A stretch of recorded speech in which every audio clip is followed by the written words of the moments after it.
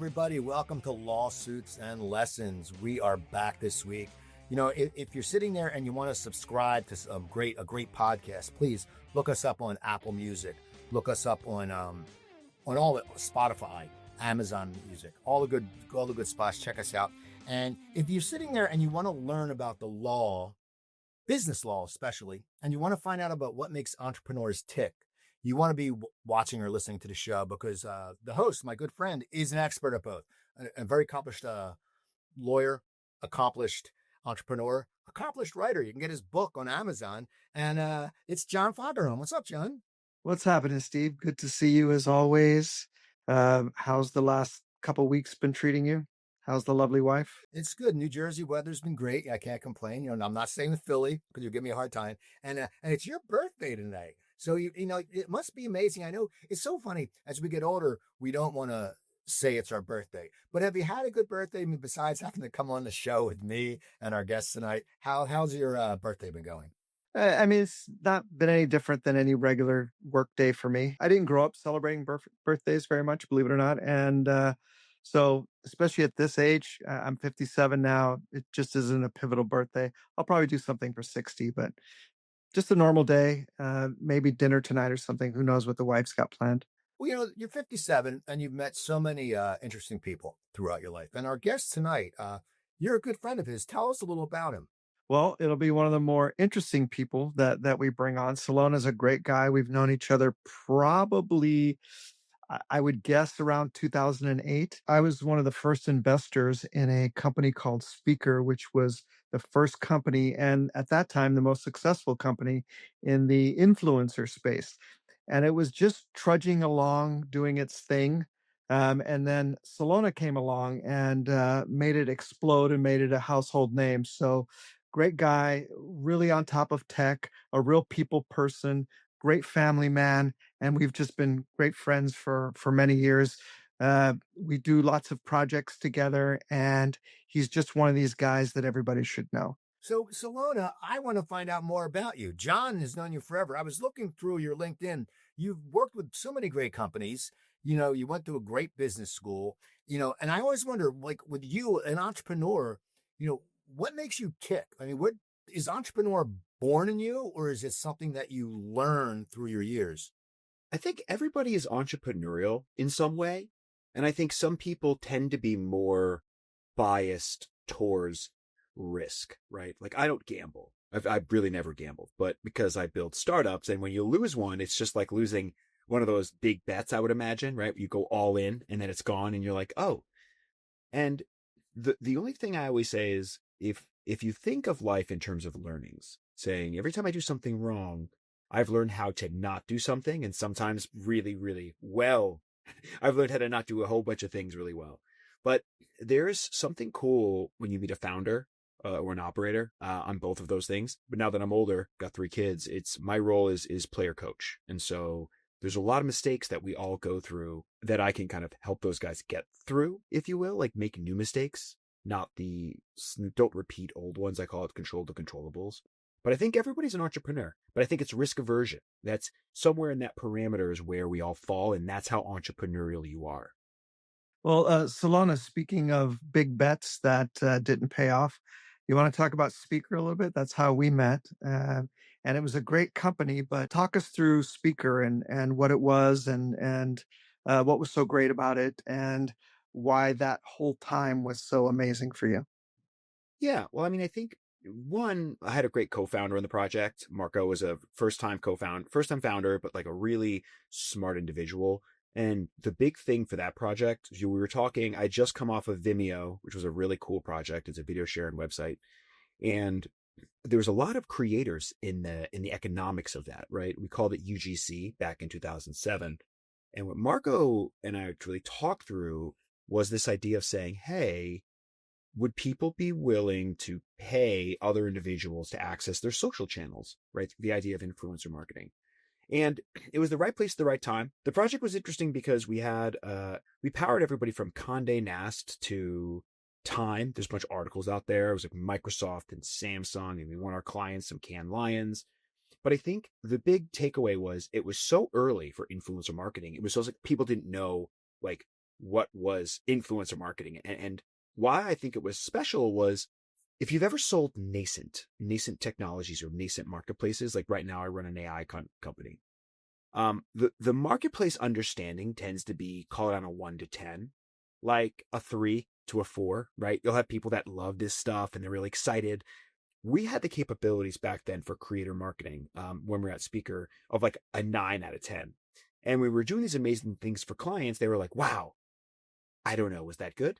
And that's addicting. And kind of like Apple, they could put the 10 megapixel up plus each new phone, right, camera, but they don't. They go incrementally because the consumer really wouldn't appreciate, on a scale of 1 to 10, like a 7 if their expectations are a 4, right? If you give them a 6, they're like, wow. And so I find myself being drawn to these nascent spaces constantly, because if you can see the trees in the forest, you can help guide people forward. And there's both profit to be made there, because I'm a compassionate capitalist, right? But at the same time, there's all sorts of new innovations. And that's the addicting part that I think Speaker was so interesting to be part of. I always wonder, because entrepreneurs seem to always move on to the next thing. And I think because it's like when you see a great musician, they'll sit there and they'll get tired of a certain genre per se. I know, John, you've invested in a lot of different companies and you're all across the board because you see something that really interests you.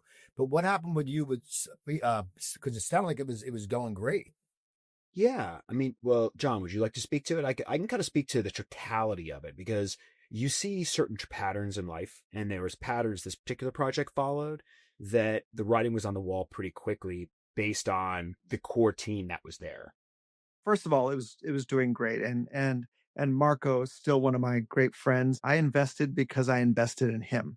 I not particularly a technology guy. I'm trying to be, but Marco just impressed me when I met him, and I think I met him when he was 19. So I invested in the person, not the company. I saw the exponential growth, especially after Celona came on, and from my perspective, my 1,000-foot bird's eye view, I think the growth was just fast, right? There was a lot of money coming in. There was a lot of money being used. At some point, the growth caught up with it. That's my perspective. At some point, Speaker was listed as one of the fastest growing companies in the United States, right? So that's how fast it was growing in such a short period of time in a what essentially was a brand new space, right? So I think the growth just caught up to it is my take on it. Celona, what's your take? What happens with a lot of companies that start as what's called a managed service, it's the easiest way to kind of help a client, whether it's an advertiser, it's a brand, it's a whatever. They basically pay you for a service, you yield that service, and the multiple is like a 2x or a 3x. We had a nice 8, almost, solid 8+ figure pipeline of stuff we were working on, which was cool. And we made this decision to become more of a SaaS offering because our tech stack was so efficient, because we were the first people to build out lookalike models. We pioneered the micro influencer space. We were able to look at like a Kim Kardashian, and then find 10 more people across the internet that had the exact same demographic and high index, meaning a high likelihood of that follower from Kim being across all these other people's audiences. So you spread that risk. And it was the risk mitigation that brands like so much about our particular process, right? And our company spawned everybody from Influential, who just got bought for like $500 million at Publicist, out to Amplify, to name it, right? It's a really good lineage of very successful companies that were spawned of this. But what happened was we wanted to become a SaaS offering, software as a service. And you have to staff a company very differently. And I was very much initially against it, being like, I don't know if this is going to work. We're not ready for it. I got overruled. And we ended up really investing in this, and we didn't, love the one that loves us, which was the core business. And what happened was clients started peeling off because, to John's point, competition in space. And then we were focused on this SaaS offering, and we did sell through, right? Time was a big client of ours. As things became, we ended up finding ourselves in this world where it got so crowded and our services were good, but the revenue, as most SaaS companies are, there's more training than you realize. And it just didn't pan out. And then this bank that ended up being both the lender and who factored our IOs, who could kind of hit the payrolls, and then also our investor, the same exact company, the bank ended up getting control of the business, and they just took it over. They took it, and I don't really know what they did with it, because it was a pretty profitable business. So it wasn't a total failure, but I think it's on a shelf somewhere because that's usually what happens with this tech, right? It becomes sedimentary. And tell us what you're working on now. I pretty much know, but I look on your LinkedIn just to make sure I'm not missing anything. And it looks like I missed a lot of things. So It's a great LinkedIn. I was like, wow, man, there's a lot of stuff going on. You know, a lot of times you see LinkedIn, people have like 3 things, or you see someone who has like 8 jobs in 2 years, and you met them at a networking event and go, well, this person's just a lunkhead. So, you know, you figure that's why they're just getting fired after fired after fired. But yeah, so what, you know, tell us, because you have a very, very impressive resume. I'm addicted to opportunity. Long time ago, I'm from New England. So if you know anything about New Englanders, we're very, at first we're kind of hard to get to know, but then once you get to know us, we're like yours forever, right? And a lot of us really love the woods because we're all growing up in a small town. So I'm going to trust I'm going to get to your point. Nature plays a really important part in how I kind of flow through life. When I was younger and I was an acqui-hire back at like Wrench Head, and it was a Web1 company, which was awesome. That was interesting because it was the right place at the right time. Right. And I thought I'm the king of the world. I'm going to change everything because 20-year-olds are awesome. Actually, now as an adult, I'm like, I really love them. I'm like, you guys got this. Let me help you make new mistakes. I like to flow like water. Like when you hit a wall and you're like, that didn't work. Man, that really didn't work. When you lose a project, it's gut wrenching, right? When you get an exit, it's great. But when you amortize sometimes what the exit is, you realize, if I had a normal job this whole time, it would have been the same and maybe a little easier, but that's not for me. And so the current project, I got to meet the CEO. He's awesome. The company's called CreatorUp, and we started life as a dynamic content studio where we taught YouTube how to teach YouTube to their creators. Pretty cool, right? Like when Google's your first client, you're kind of like, okay, where do you go from here? And now where the business is headed is it's blended generative AI, so all 70 language models with this network of thousands of creatives, not just creators, right? A content creator is excellent at one channel, right? At one message, at a lifestyle, at a thing. That's amazing. It's very vertical. But when you take that step back, a creative is like Emmy-nominated television producer. It's a writer. It's a director. They are multidisciplined in terms of how they can create. And when you get to know them, you realize one of the biggest pain points is creative downtime, not just between gigs, but, I got to write the script. How am I got to think through this. And so what CreatorUp does is we use Gen AI paired with human to cut down on like 70% of that creative downtime. And now what we've built out is what we call a creative, sort of content supply chain, where we can get brands like all sorts of content, and not just in weeks, but in days, not in months, but weeks, and not in days, but hours once we've set these things up. And if you know Palantir, the way they use Gen AI and agentic approach with engineers, we do the same thing with creative, and we've got over 350 different brands we've worked with. Everybody, again, from Google to Harvard to UCLA to Pearson. There's just amazing clients who've trusted us to partner with. So we teach, right? We make education fun because that was the beginning part of the business. And we make advertising educational. And between that genesis is kind of where we sit. And as I got to know Mike, the founder of the business and the CEO better, I was like, dude, this is where I want to go because everybody wants to achieve. All we need is the direction, which is the way forward. And then again, like I talked about, being able to see those trees in the forest and be like, oh yeah, I think this is where we should be going. So with AI, because you're in the field now, and John, I want your input on this too. With AI, are there legal ramifications when it comes to business? Let's say you have a creator or someone creates you and they say something outrageous or something, or they plagiarize something. Can you get in trouble? And John, as someone, can you, as a lawyer, sit there? Is it like the wild, wild west with AI right now when it comes to business and certain stuff? Or you guys, please give me insight because I really don't know AI that well. well, it's being used quite a bit in the legal space, but it's also having its problems. And we use AI at our firm also, but we use it as a tool to get things started. And then, of course, the lawyer still has to look at it. But there's many, many incidences of lawyers using AI and then AI hallucinating, as they call it, and making up case law or making up case law to fit the facts or making up facts to fit the case law. In court, that's a big problem. So you don't really know unless it's reported, and if it's reported, it's because it happened in court. There's a big New York embarrassment that happened. I think it was the first big one, where the judge just was like, "What is this? This case doesn't even exist." But you can actually be sanctioned for misleading the court, is what it's called. So if I give him a fake case, like, "Oh no, this case, goes in my favor, and here's why," it's called misleading the court, and you could be sanctioned, and it's punishable by the bar also, which they can suspend your license or worse. So they didn't do it intentionally; they just didn't check, right, to make sure everything was correct. So that's the way we use it, and that's the experience that I have with it.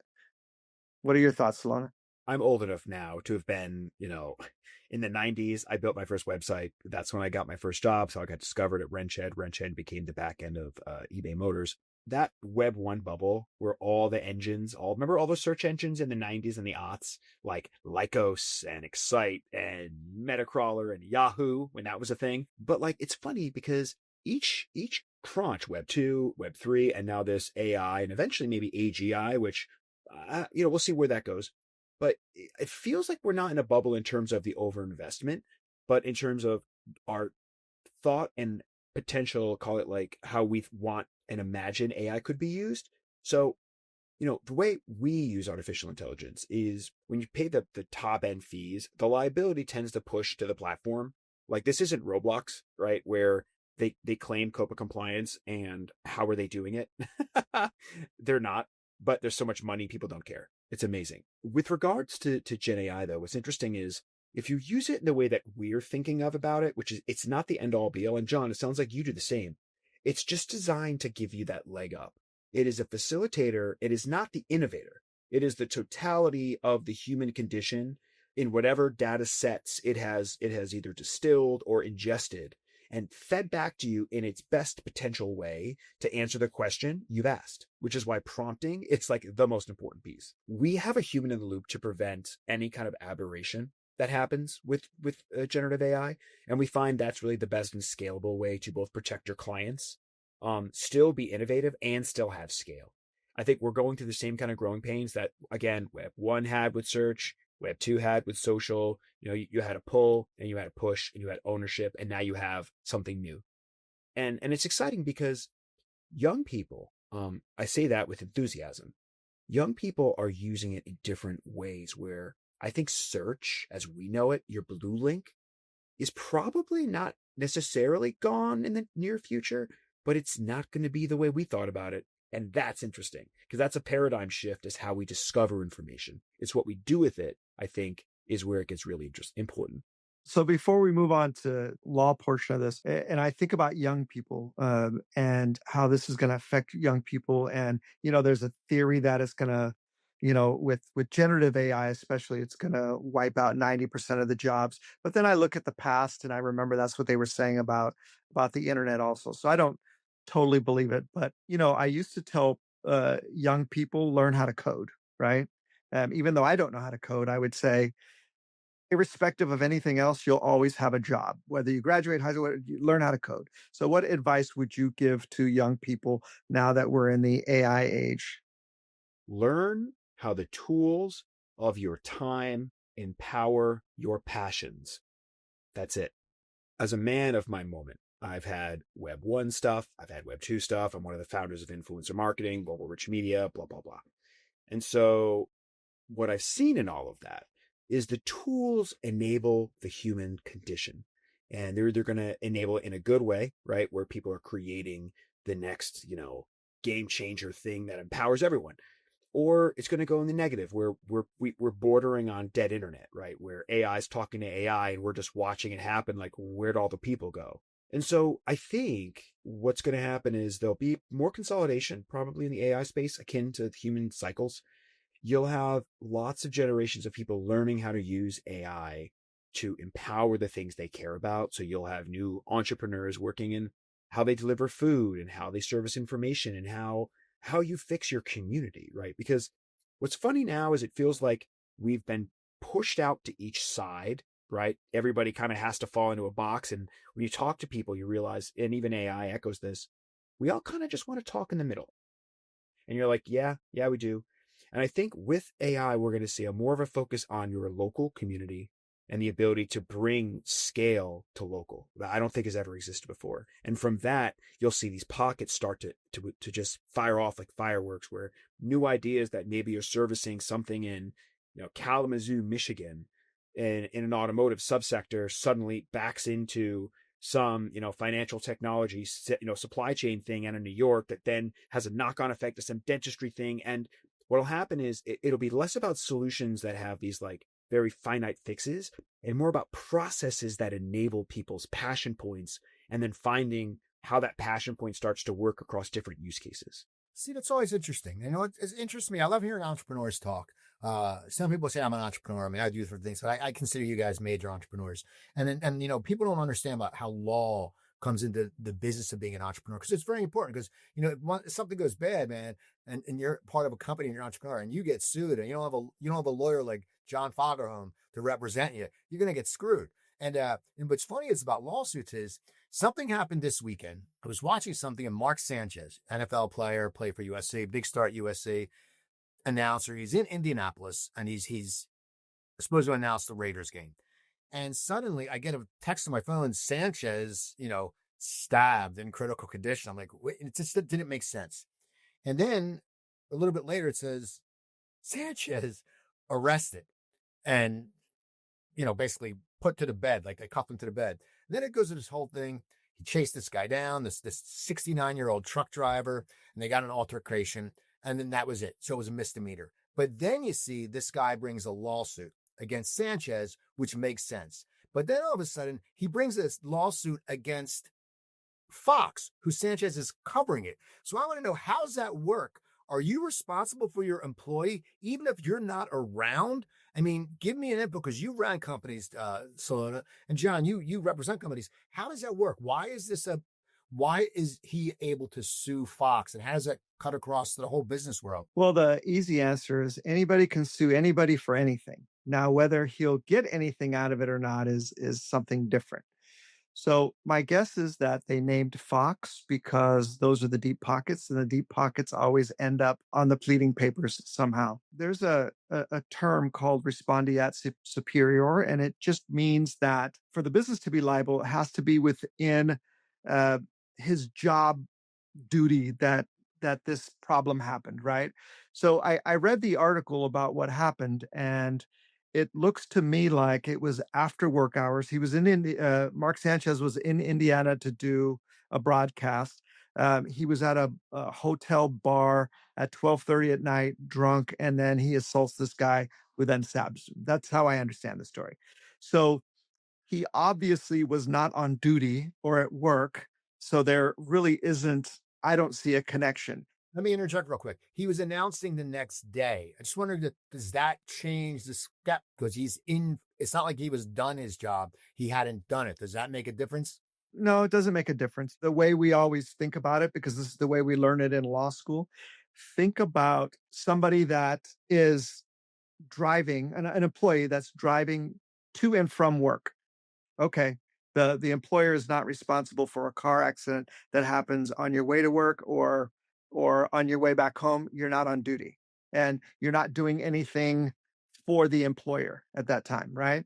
But let's say you're delivering things for the employer using, your own car, and you get into a car accident. Then that makes the employer potentially liable. I don't think Fox is going to be held liable under any theory. There's a theory of negligent hiring and all of that, but then Fox would have to know that, well, first of all, there would have to be some evidence that he's an alcoholic, or that this has happened before, or that there's some issue that would make them say, well, it may be a risk to hire this person. Then potentially there's negligent hiring. But it seems to me as if, a drunk guy got into some issues. And Steve, you've been there. I know I've been there before. Thank God no one ever stabbed me.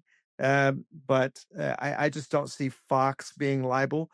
Potentially they may attempt to to settle this with some payout. And that's why a smart attorney names Fox, because they have deep pockets. They have a budget for this. And it's just not worth the bad press. So maybe they pay to make this go away, and we'll see what happens. What are your thoughts, Celona? Yeah, it's funny. You've said everything you said. I think is correct, right? If Mark Sanchez was driving the Fox bus thing, all the TV people are in, and ran someone over, then you're kind of like, bro, come on, like, are you kidding me? Just go back to the street fight. But I think the bigger concern I have is, and this is not a conversation for today, but like how CTE truly affects some of these guys. I have a lot of friends who play ball, football, soccer, etc. And when we start hanging out, they start opening up about a lot of things, and there's these like gaps that they talk about. And I have to imagine to some degree that played a part in this behavior, in both its kind of oddity, the oddness of it, and potentially why maybe he was running wind sprints or whatever. You never know, right? People do get drunk. People do make bad decisions, right? But I will say, to not call that into question as potentially a piece of the why, not making excuses for bad action, right? Or people, whatever happened. But it is a conversation that should be had more often, because a lot of people who I know personally struggle from it, with it, and have learned to cope and live with it. For the criminal side, that's actually a really good defense, the CET defense, right? Just like some people plead insanity, the CET, hey, I wasn't in control of what I was doing because I had this head injury, right? That's actually a very, very good defense, because my understanding is that he potentially is facing 6 years. What was odd about the story to me when I first was reading about it was, wow, that was a 69-year-old guy with a knife, right? So before I came across the name, and Celona, you're a level 5 Krav Maga guy, so maybe you'll know this too. But my first thought was, oh, this must be a Filipino guy. Now, the reason why I say that is because that's a Filipino martial art, right? Is they use a lot of knives, and I thought to myself, he must have messed with like a older Filipino guy that knew Kali or Eskrima. It didn't turn out to be, but that was my first thought. Well, he was a truck driver, and he was picking up oil bins, so he probably had a knife to, well, one, if he's doing that late at night, possibly just for self-defense, he pepper sprayed him first, and that didn't affect Sanchez. But now, to your point, Celona, about the CTE, and this goes with the legal aspect, John. Let's say 2 years from now we get total proof of CTE, because they can't be clear. What would happen then, John? I'm going down a rabbit hole. If all of a sudden all these people just started suing, like NFL and stuff, I mean, could a lawsuit of that magnitude, like a class action, ever get to a point? And as a lawyer, would you just have to settle? I mean, because it's something that could happen. Well, it would be a class action lawsuit, most likely. I'm not a big fan of class actions. And I'm not just saying that because I'm on the defense side and I usually defend the companies. I'm saying that because from my experience, you've got the class representative and then you've got the rest of the class. And the rest of the class, you guys have probably been in a class where you got a letter and it said, hey, Sprint is paying this class action. Do you want to take the 75 cents, right? So what people assume is that in a class action, besides all of the size of the entire class, the class representative is getting some large amount of money, but that's not true. What the class representative gets is a small amount of money compared to what the lawyers are getting. The lawyers get the lion's share. Class action that I just resolved, I think the payout was $950, and I mean I don't want to say it exactly, but $950K, and the plaintiff got about 1% of that. The class representative got about 1% of that. So I don't know what the rest of it was, but when I looked at what the attorneys were getting, it was about 70%, right? So if I had CTE and I wanted to sue the NFL, I probably wouldn't do it as a class, and maybe that's why it hasn't happened. If it hasn't happened, I'm just not a big fan. In fact, a family member reached out to me just today, and we were talking about this exact same thing because she had this case. And I said, take it individually. That some lawyer called her, wanted her to be part of a class. And I said, nah, don't bother with it. because, even if you decide to be the class representative, you're going to do all this work, respond to discovery, potentially be deposed, all of these different things, have your name out there in the public, as a plaintiff, which, by the way, does carry some stigma to it. People that are looking for employees probably don't want employees that are suing, you know, people out there for class actions, right? So to me, it just doesn't make sense. I think you just sue unless the system ends up changing. But as far as I can tell, it just doesn't benefit any of the people that were actually injured to be involved in a class action. That's a lawsuit question. I got a lesson question. I want to ask you, Solana. As an entrepreneur, if you were mentoring, because I'm sure you guys both mentor a lot of people, you know what you're doing. What would you tell a young entrepreneur about the legal and about the possible lawsuits? Because I think sometimes people don't inform them. But what advice would you give them that from knowing John and just knowing being in the business? What would you tell them what to look out for when they're on being an entrepreneur when it comes to lawsuits and stuff like that? So this was my theme. So I mentored South by Southwest, and this was my theme. I was like, give your lawyer carry. And what I mean by that is, as John knows, I kind of bring John with me if he wants, on various projects I'm either an investor in, or I'm working on, or I'm leading.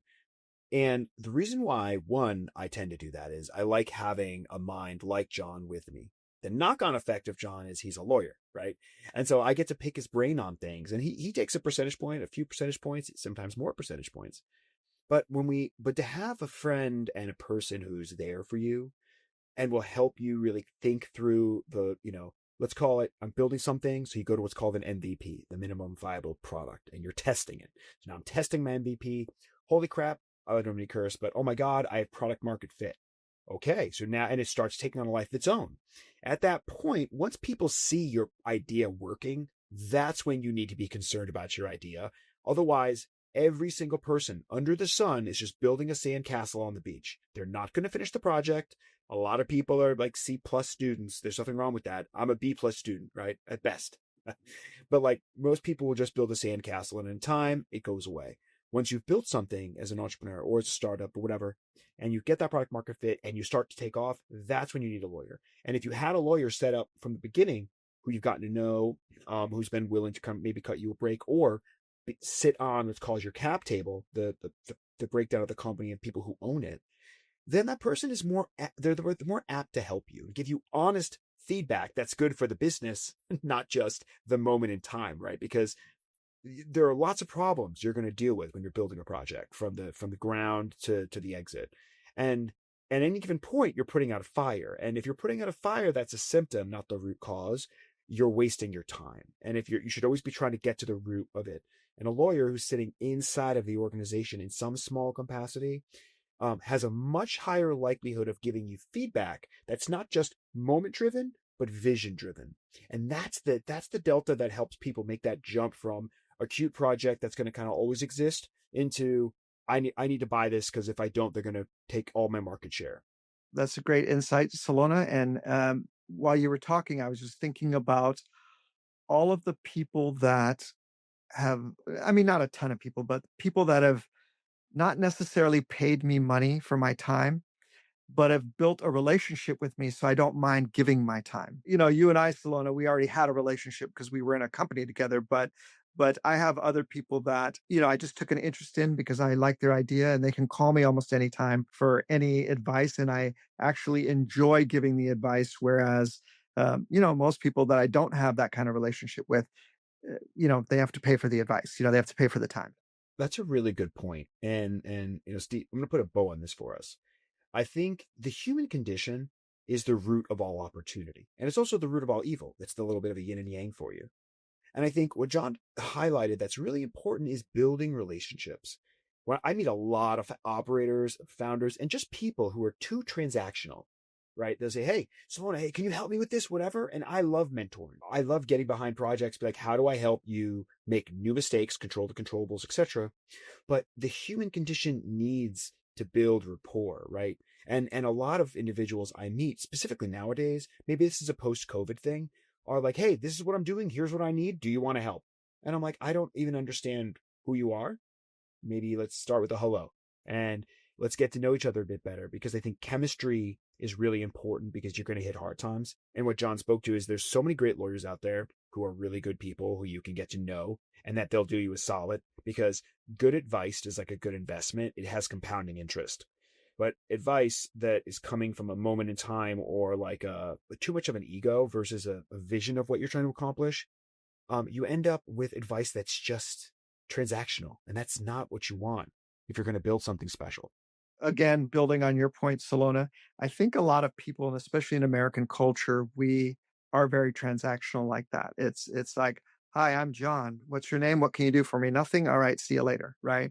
Whereas the Chinese, I think it's called Guanji, where they go, hi, I'm whoever. Who are you? Where are you from? And then they build a relationship, because the goal is their network, not just them, right? And with mentors, and I'm saying that in air quotes here, it's kind of the same thing, right? It's very hard when someone calls you up and they just want you to do something for them. Well, that's not how the world works, right? So when I mentor people, I always say, always offer something.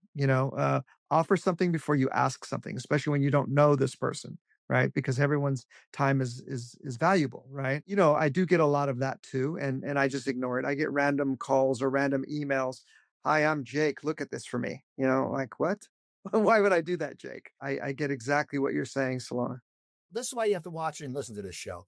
You have people, if you want to learn, you come from the best. And we should wrap it up. I think, Celona, how can people get in touch with you to find more about you? My GEO is okay, but my SEO is really good. Just CR Celona in Google. I'm the easiest guy to find on LinkedIn. I teach philosophy on TikTok.